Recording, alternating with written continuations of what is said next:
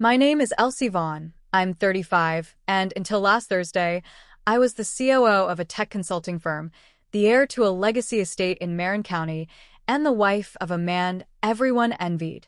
I wasn't born into power. I married into it, inherited the rest, and earned the title no one expected me to wear. I never quite fit in with my husband's high society family, not with their old money, yacht clubs, and backhanded compliments masked in silk. To them, I was the clever outsider, tolerated, never trusted. And maybe I got too comfortable pretending that being underestimated was protection. But that illusion shattered the moment I came home, and my house no longer recognized me. They took everything, but they forgot who I was before I learned to smile. 8:17 p.m. The porch light didn't turn on. I tapped the keypad. Code denied. I tried again, slower this time. Denied. A soft mechanical click. Then the Ring camera blinked awake and spoke. Welcome home, Nathan. I stared at the screen, at my own reflection. Cold eyes, tired from travel, suitcase still in hand. The name wasn't a glitch. I pulled out my phone, scrolled through saved property records. Ownership, Holloway Trust. Deed holder, Nathaniel Holloway. Transfer date, 3 days ago. My name wasn't there. I stood still. The wind shifted. Something metallic clanged from the backyard. I didn't turn. The lock blinked red. I opened the banking app. Zero balance. Checking. Savings. Retirement. Gone. The wind pushed harder. A leaf skidded across the porch like a warning. They only call it theft when poor people do it. My father said that once looking over estate forms. He died the same year we married. I stepped off the porch. My heels clicked against the stone like small detonations. Around the side gate, behind the hydrangeas, I pressed my palm into the earth, beneath the third brick. The USB was still there. 9:03 p.m. Nathan answered on the third ring. Jazz in the background. Laughter. Glasses clinking. Elsie. He sounded amused. I didn't think you'd be back tonight. You changed the locks. A pause. Then, it's not your house anymore. I didn't speak. He filled the silence. I transferred the title. Perfectly legal. The trust was always mine to manage. The papers are clean. Nothing to argue. I almost laughed. You've never managed anything clean in your life. Another voice. Female. Whispering. Laughter. Then the call cut. 10:10 p.m. My car was parked 2 blocks away now. Just in case. I logged into the county records portal. The transfer was notarized. Digitally authenticated. Signature matched my father's. Except, he'd been dead 6 months by that date. Forgery. Smart. Sloppy. A pair of headlights passed. Too slow. I ducked. Heartbeat. Once, twice, then stopped trying to count. I opened the USB. Backups of the original trust documents. Old wills. My father's encryption key. Still valid. A folder marked voided. Inside, a clause excluding Nathan from property control. I whispered it out loud. You weren't just locking me out. You were erasing proof I ever mattered. Midnight. The SUV was still parked down the street. No lights. No movement. I stared through the windshield of my own car. Then I turned the key. Drive. Plan. Rebuild. You just locked the wrong woman out of the wrong house. I parked 3 blocks from the venue. Walked. Head down. One earring in. No press at the entrance. That would come later. The ballroom of the Redmore Hotel smelled like white wine and ambition. Men in navy suits, women in reds too deep to be coincidence. Nathan always said red was a declaration. Apparently, his mistress agreed. I spotted her first, Jules Vega. Black heels, red slit dress, laughing with one hand on Nathan's chest. His tie matched hers. That wasn't an accident. Nothing about Jules ever was. I didn't walk in. I slipped in. Like smoke. Nobody noticed me. Not yet. They would. 3 steps into the crowd. I heard my name. A whisper, sharp and sweet. Elsie. Carla Ames, one of the senior associates. You're not on the list. I smiled. Neither was Marie Antoinette's guillotine. She blinked. I walked past. Nathan froze when he saw me. But only for half a second. The man was trained. He stepped toward me with that familiar half-smile, one hand half extended, as if this was a wedding reception, not a battlefield. Elsie, he said, voice low, this isn't the time. That's the thing about timing, I murmured. It doesn't wait for your permission. Jules smiled. Bold. Too bold. Didn't expect to see you here, she said. I get that a lot. Then I looked at Nathan, just long enough for discomfort to spread. Big night for you. He nodded, jaw tight. Almost there. I leaned in, like I was kissing his cheek. Instead, I slipped the bug into the collar of his jacket. I walked away without turning back. 2 hours later, I sat in a rented sedan listening. I didn't hear flirtation. I heard deals, slips, code names, the Prescott file. And then Gavin's voice, Gavin Shaw, Nathan's old roommate and current ghost. Gavin hadn't been seen in weeks, but there he was in Nathan's ear. She's not going to stay down, Gavin said. You left too many threads. If she pulls the trust document. Nathan, she doesn't have access. The account's locked. Gavin, that USB you told me about. It's still live. If she uses her father's encryption. Silence. Static. The bug went dead.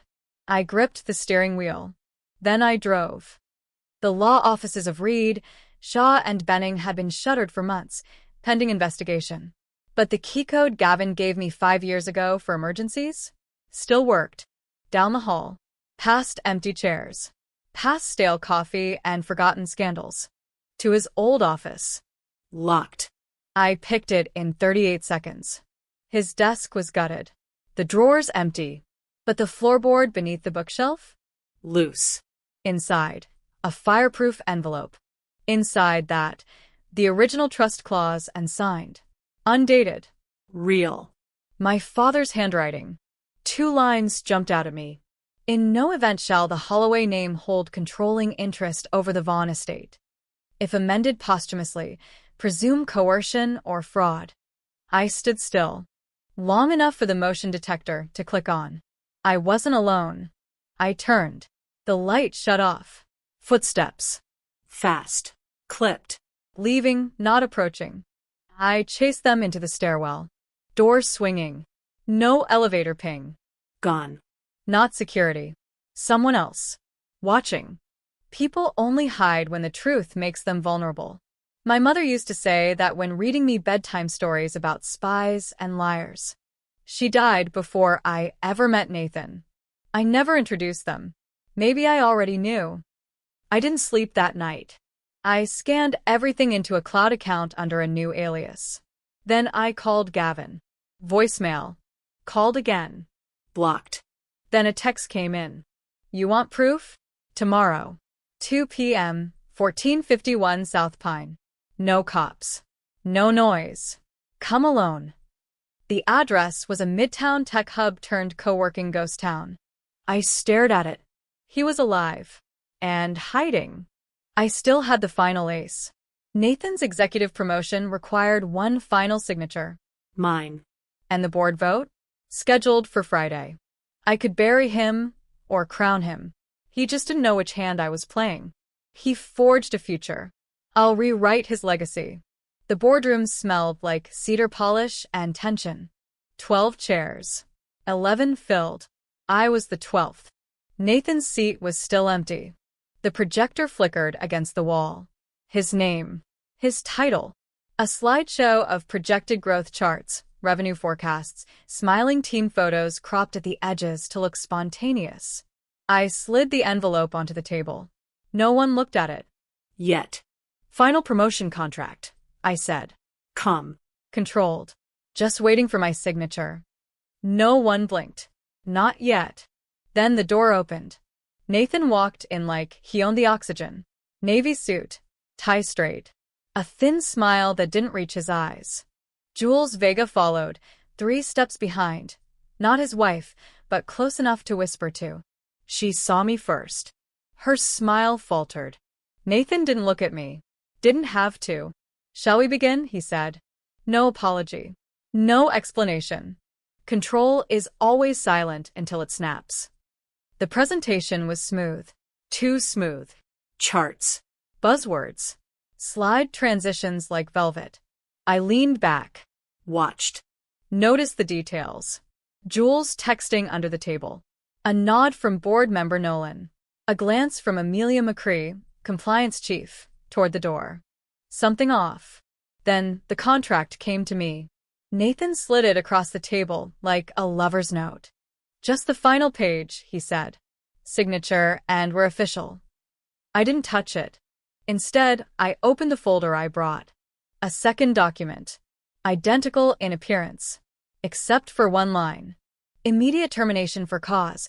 Effective upon verification of fraud and misrepresentation of financial holdings. I placed it on top. The room went still.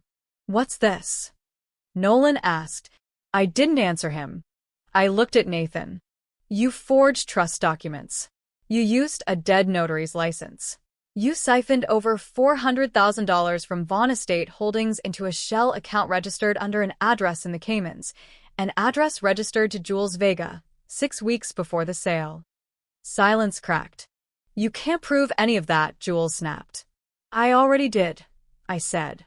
And every member of this board has just received a copy in their inboxes. Real time. Check your phones. Buzz. Buzz. Buzz. The board looked down. Emails opened. Files loading. Amelia swore under her breath. Nathan's face didn't move. He blinked. Once. This is... Careful, I interrupted. You've said enough under oath already. 2 security guards appeared at the door. Not called. Already scheduled. Because I called them. Yesterday. The company has procedures, Nolan said. Voice strained. Which will follow, I said. I'm signing the contract. Just not the one you expected. I picked up the pen. Pressed it down. My name, in ink, across the termination line. Nathan stepped forward. Elsie, if you do this. You already did this. He stopped. Your mistake wasn't stealing, I said. It was thinking I wouldn't notice.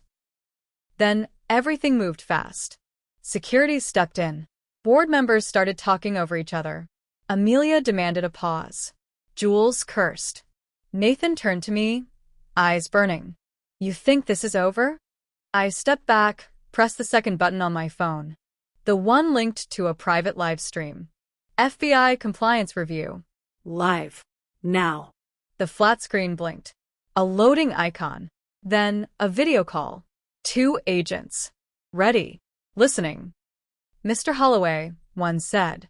We have a few questions about your offshore transfers. Nathan's face cracked. You don't know what you've done, he said. I smiled.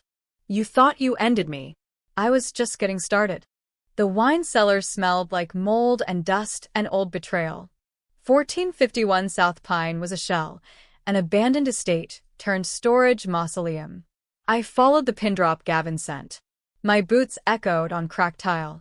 The elevator didn't work. I took the stairs. Floor 3. Unit 14B. I knocked twice. Waited. The door opened 2 inches. A woman's eyes. Then a whisper. Inside. Now. Veronica Dalka looked nothing like the obituary. No gray. No walker. No grave. She was thin, wiry, and holding a Glock like she'd used it before. I faked my death 2 years ago. To escape him. To escape them. I didn't ask who them was. Yet. She led me past cardboard boxes and flickering LED strips to a back room with 1 safe and 1 file drawer. I notarized your father's original trust, she said. Before Nathan altered it. She pulled a copy. Yellowed. Corners bent. I took it. No amendment. No clause handing control to the Holloway Trust. Only this. No authority shall supersede direct lineage. Any alteration without the presence of Elsie Vaughn shall be null. My hands shook. He forged everything, I whispered. No, she corrected. Jules did. Cut to. Rain smashed the windows. Thunder hit twice. Veronica flicked off the lights. Moved to the peephole. They found us. I grabbed the file. We ran. Fire stairs. Alley exit. I covered my head with my coat. Camera on every corner. A black sedan idled across the street. No headlights. You have a plan? She hissed. Of course not, I said. Plans are made by people with time. We ducked around the block, into a CVS, out the back, into a rideshare I hailed before stepping inside. Once inside, breath finally came. You don't get to win clean, Veronica said. They'll burn everything before you ever reach the court. I don't need a court, I said. I need a stage. By morning, I was back in Marin. My father's old study had become a storage closet, but the wall safe, still embedded behind the painting. 6-digit code. His birthday. My birthday. Then the final 4. The date he died. Click. Inside. Flash drive. Mini recorder. One note. If you're reading this, he betrayed you. My throat closed. The recorder clicked. His voice. Elsie, you always saw the storm coming before the clouds. That's your strength and your curse. If Nathan ever moves against the trust, it won't be alone. He's not the kind that leads. He follows. He follows people darker than he pretends to be. I uploaded the audio, encrypted it, sent it to a ghost inbox I set up years ago. Labeled, Dead Man Trigger. Then checked the recorder's last entry. A woman's voice. Calm. Smooth. Terrifying. Jules. She doesn't understand what's at stake. Once the Vaughn estate is cleared, we move forward. He'll do it. He's desperate to matter. Nathan. Desperate.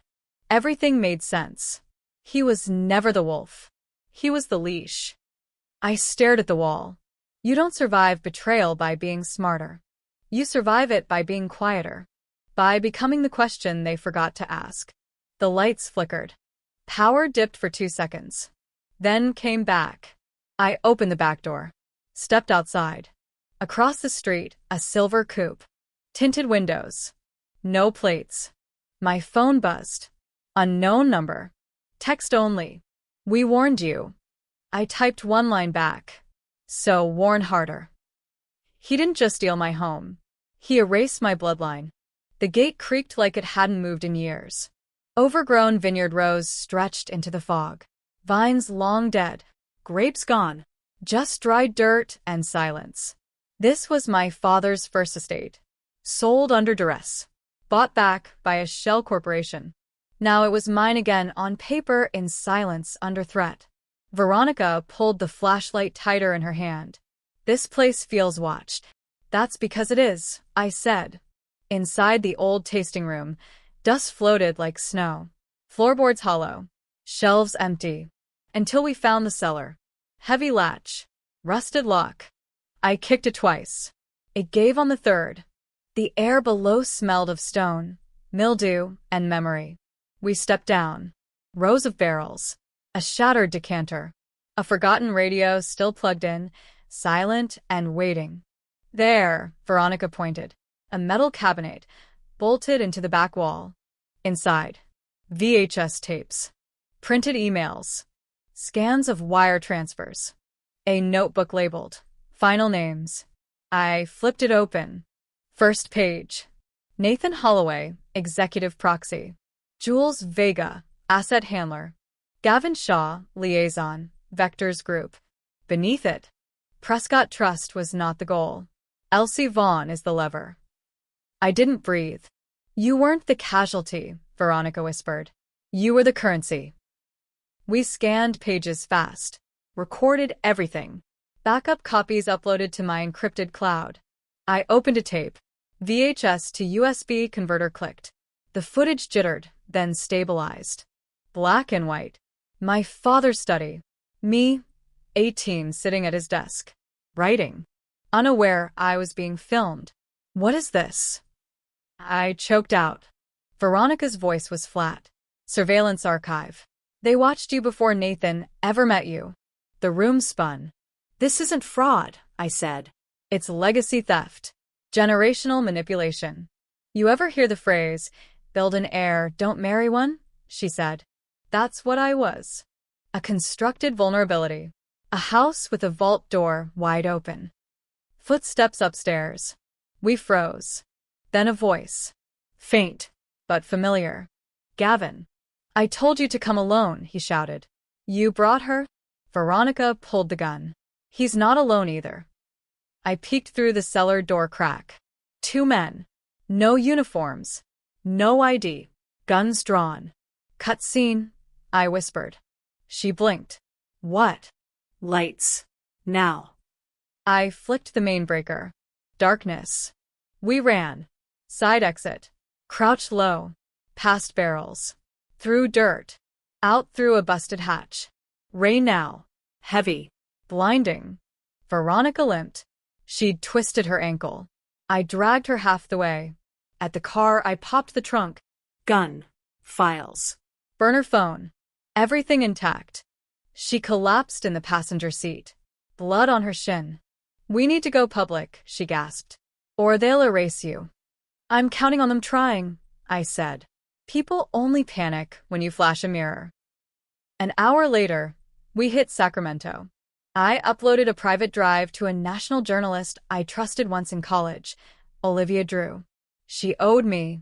I never cashed the chip. Message sent. Tomorrow, 9 a.m., you go live. If I don't text by 8:30, run it anyway. I sat back. Closed my eyes. Every muscle thrumming. My father's voice echoed from the recording in my bag. They don't kill people. They kill history. Then rewrite it. My phone buzzed. New number. Unknown again. You're playing with fire. I replied. Then bring gasoline. She's been watching me since before I met him. The rooftop of the Nova building glowed like a stage, champagne glistening, violins rising over polished glass. They came dressed for power. I came dressed for war. Red dress. Black heels. Hairpin sharp. A flash drive like a weapon tucked in my clutch. No one stopped me. They recognized the color before they recognized the woman. That was the point. I didn't walk to the bar. I walked to the control booth. 10 steps.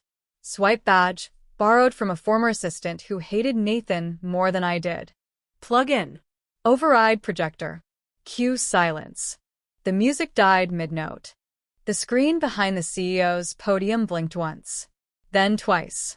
Then it began. Footage. Documents. Financial trails. Nathan's fake transfer signatures. Jules' audio confession. Gavin's login attempts at the Vaughn archive server. They didn't need an explanation. They needed a mirror. Chaos rippled like shockwaves. Phones vibrated. Security stiffened. Champagne flutes cracked as hands tightened. I watched from the balcony. Calm. Present. My voice came over the speakers. A message I recorded 3 hours earlier. There are 2 kinds of legacies. The kind you build and the kind you steal. One ends in applause. The other in handcuffs. The room fractured. Jules bolted first. I moved before she did. Down the back stairs. Across the corridor. Onto the helipad. She turned when she heard my heels. No backup. No smile this time. You don't know who I work for, she hissed. I do, I said. And they're next. She raised a gun. Shaky. Desperate. I didn't flinch. Because behind her, red and blue lights lit the skyline. FBI. IRS. DOJ. The whole alphabet. You can't win, she said. I already did. 2 agents tackled her before she pulled the trigger. Cut scene. Inside, Nathan tried to run. He made it as far as the valet stand. He didn't see the cuffs coming. He looked smaller than I remembered. Or maybe I just finally stood all the way up. They put him in the back of a cruiser. He didn't scream. He just watched me. Like a man who finally understood he'd underestimated the only player that mattered. 3 days later, I stood in my father's study.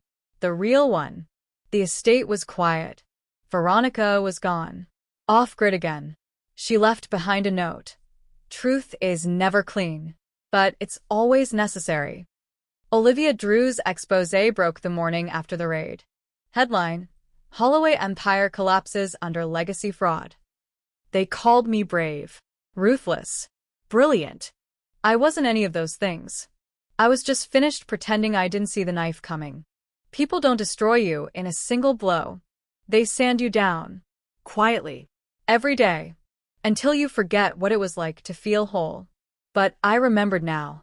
I sat at my father's desk, signed the paperwork reclaiming every acre of the vineyard. And then I opened a new folder. Prescott Foundation, Education, Female Inheritance Law, Rural Legal Aid. Because some legacies are meant to start again, not survive. Outside, wind shook the old oaks. A light buzzed once on the porch. I stepped out. No cameras. No watchers. Just me. And a name that belonged to me again. He took my house. So I took back my name.